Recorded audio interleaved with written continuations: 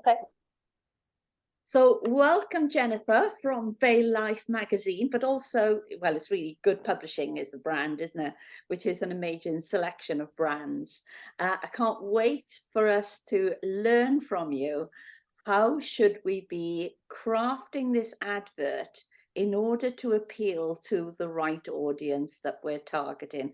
I've known you for years, so I know you're in that luxury brand market where people are eager to get into, get alongside, and to do business in. So without further ado, we're going to put our hands together and invite Jennifer to the floor. Welcome, Jennifer. Over to you, Jennifer. Well, hi, everyone. Can you all see me? Yeah. Can you all see me and hear me? Yeah, okay. And well, for those of you, I think I met quite a few at you at Laneley Hall the other day. So, but for those of you who haven't met me, I'm Jennifer, and I'm the editor of this magazine, Veil Life. We've been going for 15 years. I suppose our USP is that we are, and it says on there, we are the premier lifestyle magazine for the Vale of Glamorgan. Now, much as I agree with Cheryl in that we are 5-star, people often say to us, "Oh, you're too posh." You know, we're not posh. We don't class ourselves. I'm a Barry girl. I can't be posh. But what we say is we're quality. And I think when I go in to see people, they call me in and they say, "Oh, you know, why should we advertise with you?" And what I generally say is you need to find out who you think your market is. Who do you want to appeal to? And then I say, well, if you think you're of a high quality and you want to reach that high quality market, then I would get all the magazines that are out there in the area, spread them on the table, and you might have a local around town-ish type or buddy type magazine. You might have a local newspaper. You might have something that is a competitor to ours. I never knock at the magazines because I know it's a hard job. But I always say, have a look through, and if you feel, because it's all about feelings really at the end of the day, isn't it? Because we think that people buy from people. If you feel that when you see the other businesses in the magazine and you think, yeah, I feel as if they're my kind of people and they are attracting the same kind of audience and they're the same type of business as me. So therefore, perhaps Veil Life is the one that I will choose to go in. And there are a few things I would say about when you're crafting an advert is always prepare a brief. So say the type of client, because you can say the type of client that I want to attract. You can say what your USP is. And if you are sort of multifaceted and you do offer different, perhaps put those in bullet points so that you're not sort of rambling, because people also have a very finite attention span when they're reading copy.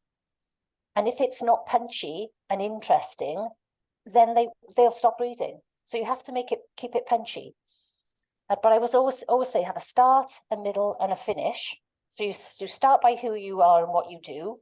Then you say why you're special, why you think they should work with you, and then close with perhaps a short testimonial, so that it's not you saying how good you are and what you can do, it's somebody else saying, "Oh my God, when I worked with Ellen, she was amazing. She turned my life around. She gave me such fantastic advice, and it's made so much difference to the way I live and the way I conduct my business." So I always get those points across. The other vital thing I would say is always make sure you get really, really good photography. I came across the magazine the other day. I won't show you which one it is, but there was an advert in it, and I don't know whether you'll be able to see. I don't know whether you'll be able to see that. Can you see it? Yeah. You're just seeing the image. Now this is promoting a hot tub, and you've got a couple in there with wine glasses. But I don't know whether you can see on the one side, he looks as if he's sitting in a bath where he's just pooed himself, and on the other side it looks as if, well, I don't know what's happened there. Perhaps she's menstruating or something, and because it's all red and it just looks disgusting. So to me, I look at that and I think, oh my God, that's a terrible advert for their product. And had they only have spent a bit of money, and it's pixelated and he looked really miserable, if only they'd have spent a bit of money getting a professional photograph done, that could have meant a sale or no sale with what they've run with. So that's the difference. And but a good ad then, I would say, would be something like this, where they've got all their messages across. So they've said what their USP is. This is for a dental company about braces, and there's a very attractive lady there with a brace. So you know immediately what it is that they're selling. And it's got their USP is that they're fast, they're effective, and they're affordable. Then it's also got a section here on how to get in touch with them. So it's book a free consultation, and then it's got the website, telephone number, and everything. So I mean, I get some ads in where, say, they want to promote an event, and it's all lovely, it's all beautifully designed, but they've left the date of the event off. So you've got to make sure you cover everything in that ad that you need to say. Make sure all your socials are in there, all your website links, all your accolades, because that's fantastic. Those awards that you got, Lorna, that's brilliant. But you have to put as much as you can in without doing what I'm doing right now, which is rambling. So you have to keep it concise, but get everything in a concise but interesting way, and always have a nice punchy headline as well, which is my job. Usually when the ads come in, I read through it and I think of a punchy headline, because then when that goes on to online, Google, that's what Google picks up. And also when a reader looks at it, a reader is drawn to that punchy headline before they read anything else. I'm trying to think of what else the feature we're doing with I Am Woman. We did one recently for Station House, and it's a business in the Vale where this lady took this big building over, renovated it, and then she's letting out all of the rooms to physios and therapists, basically. So they hired that room out.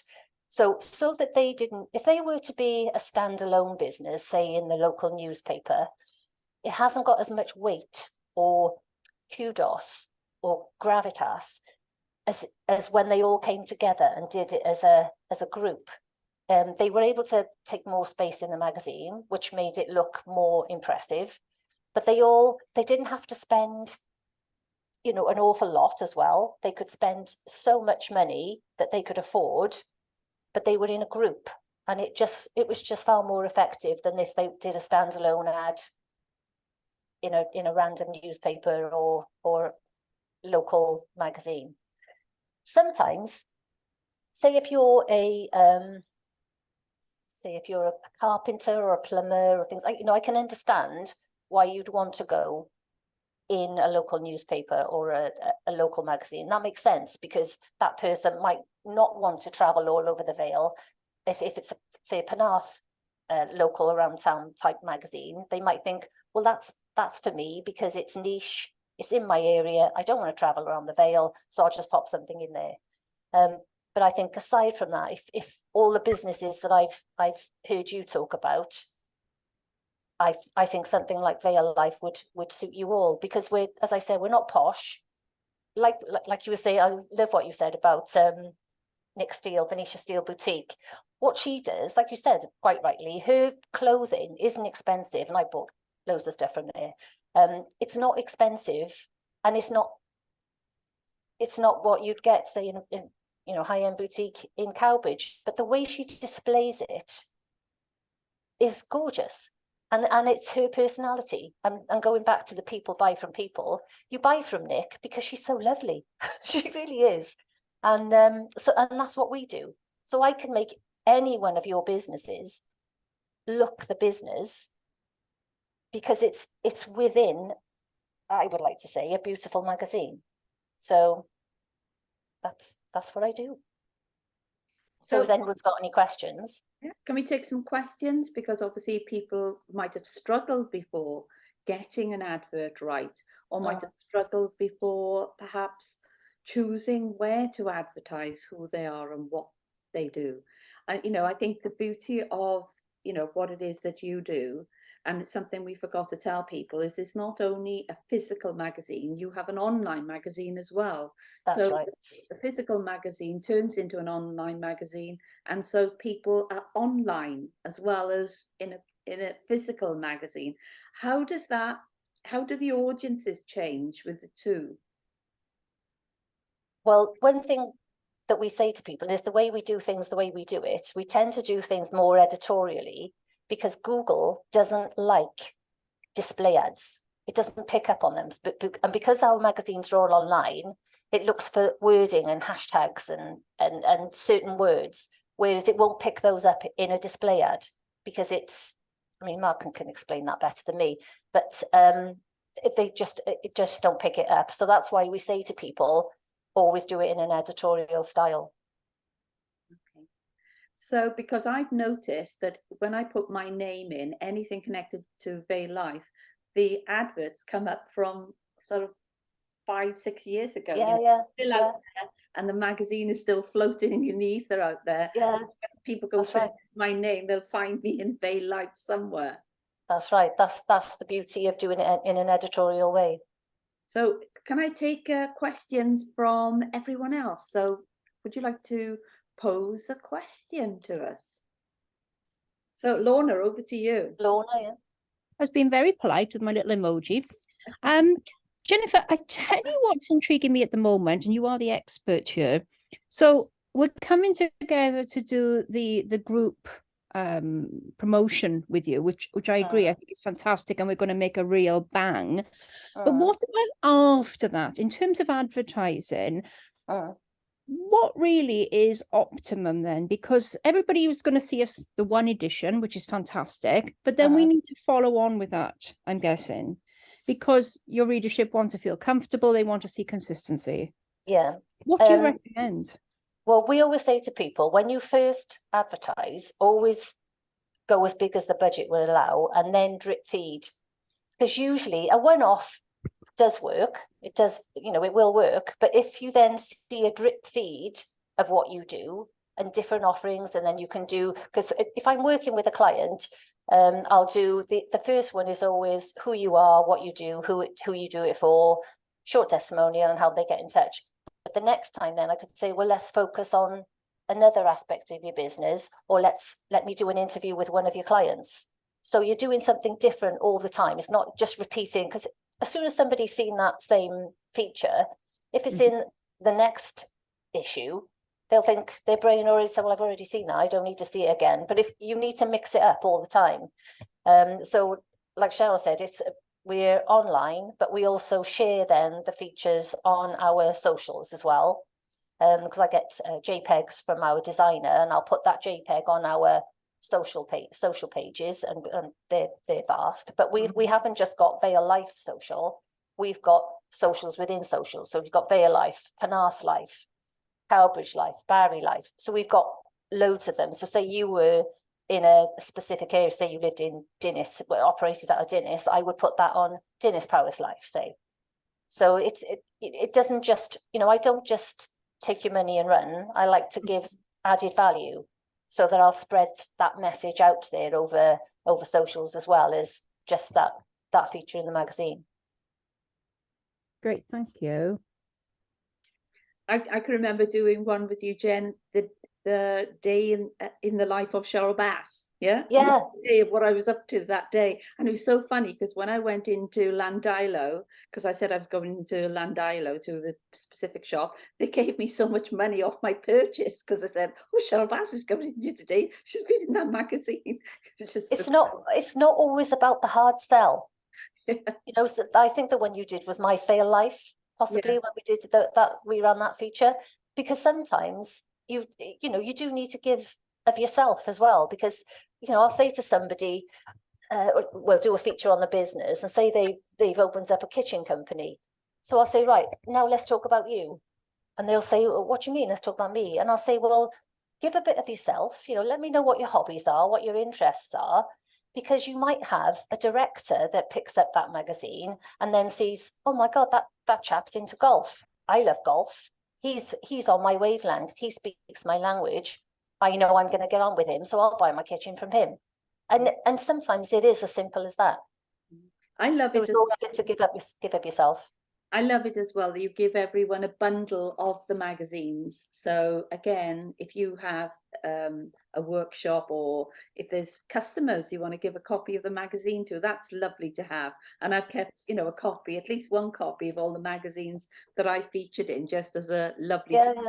Well, Nick, for example, Venetia Steele, she has, I think the last issue she had 6 boxes, and she was crying out for more, and I couldn't give her any more because we'd run out of them. But she puts a copy in everyone's bag. She's a very sharp cookie, that one. She knows that, you know, you might go home, you might put that dress in your wardrobe and forget about where you bought it from.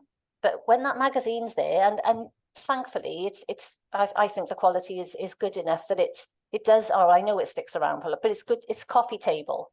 So she would have that. She would take copies home, put it on, and whenever anybody then comes to her house for coffee, they're like, "Oh, can I look at that magazine?" So and then they pass it to their friends, and that's the way it works. If you've got something of quality, everybody wants to have a look at it, don't they? And you know, for me, I thought, you know, because I know initially it was 225 and we negotiated down to 175.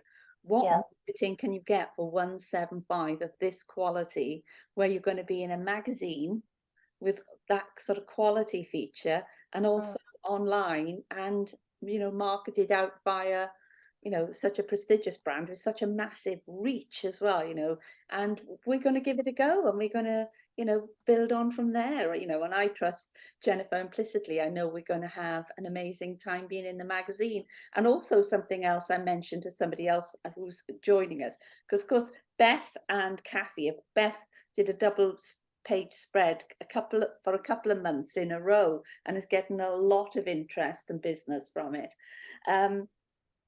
But also it's the fact that you're alongside all these other brands and going to meet those other brands. Because say, for example, websites, you are the website person in the magazine. So why not, you know, contact everyone and say, oh, I'm the website person in the magazine. I could see you had an article on blah, blah, blah. And, you know, it creates conversation. Anyway, we're getting to that time of the day. We've got 5 minutes left. So I'd love to bring it to a close now of what you've got out of the session. You might have a last minute question, but what have you got out of the session, and how are you going to put it to work? So I'm going to come to you, Lorna. What have you got out of the session, apart from recognizing you've got an amazing pitch? Oh, I surprised myself there. No, it's interesting. I think it was actually a response to my question, Jennifer. You know, just thinking outside the box in terms of advertising and giving of ourselves, because Lorraine and I are notoriously, you know, we hide ourselves away and just put our art out constantly. I think that's important. And so to think about different features and advertorials as a way of marketing then. So thank you, because that's got my brain working today. Right, You're welcome. Thank you. Karen, so what have you learned this morning? How might you put it to work? I think for me, it's about that focus on quality and service. And that's what I need to really focus on now and drill down on, is just make sure I get a quality product, provide really good service, and then everything else will work itself out. Right, lovely. Thank you. And Lisa, over to you. What have you got out of the session? I think it was interesting, because I was trying to think of, like, oh my God, what did I put in an advert? Do you know what I mean? I think the biggest thing for me is when you said, Jennifer, about images. I don't have any images. So I was like, oh my God, what can I do? What can I do? So that's something for me to think about then. So that's given me stuff to think about. So yeah, that was great. But also you could create a screen grab, couldn't you? That could be your photography. Yeah, I suppose, yeah. You could Good idea. Grab, yeah. Because that's who you are. It's all about website. Yeah. So where do we go next? Can I also say, when you're doing photography, think outside the box. I hate that phrase, but don't do just a head and shoulders shot. When I first started a PR company and I needed professional shots done. So it was yonks ago, because I'm really old now. But what I did, I dressed myself in a man's suit and tie, white shirt, and I plonked myself cross-legged on this big table, and I took the shot that way. so it's you know, or take a shot view down on the beach with your dog. You know, do something a bit different so that you're not like on the phone or with a pen, or just do something a bit different to make people think twice about you. Lovely, thank you. Have you got a response there, Lisa? Oh, yeah, I was just going to say, not last year, the year before, I ran WordPress and wine evenings. So people would come, but it was online because it was during COVID. Right. And I just sat there drinking wine. Everyone had a glass of wine. I was teaching them. But then we used a picture of me on my laptop with a glass of wine. That's what my daughter used in like the promotion and stuff like that. Well, that's So normal. then I was like, that's normal. That's normal. Yeah. You're a human being. yeah. And last but not least, our amazing Miriam, over to you. What have you got out of the session? How might you put it to work? Well, I'm going to get my USP written out and nail that first, I think, is what I need to do. Yeah, it really gets you thinking. And I've been watching a lot to do with LearnDash and, you know, choosing how you target your audience for online learning. And he was recognizing it wasn't only entrepreneurs I can work with the advisors who advise entrepreneurs. And I thought, oh, I'd missed that. So sometimes I think when we're working on it, yeah, we can create some amazing magic, you know, just focusing on ourselves as opposed to our customers. So over to you, Jen, for the last word. If you were to give us your, you know, your last words of wisdom, what would it be? I would say, talking about the USP, because that's really important. I would say if you're out and somebody comes up to you and says, oh, hiya, Lisa, what do? You need to be able to answer them in one short line, which encompasses all that you do. Because very often, you know, I talk to people and I say, because I need it for the advert. And I'll say, well, tell me what you do. And they'll go on and on and on and on. And I'll say, no, what do you do? What do you do? You need to be able to tell that in one short sentence. But it takes So a long time to get that right though, Jen, doesn't it? It does. But I mean, you know, I could ramble on about the mag, but we're the premier lifestyle magazine for the Vale of Glamorgan. That's what we are. And that's what you need to have, that just short, sharp one line. Lovely. Well, thank you, Jennifer. It's been You're an very amazing welcome. session with you today, and can't wait to sort of pull our 11 ladies together. I think we're nearly there.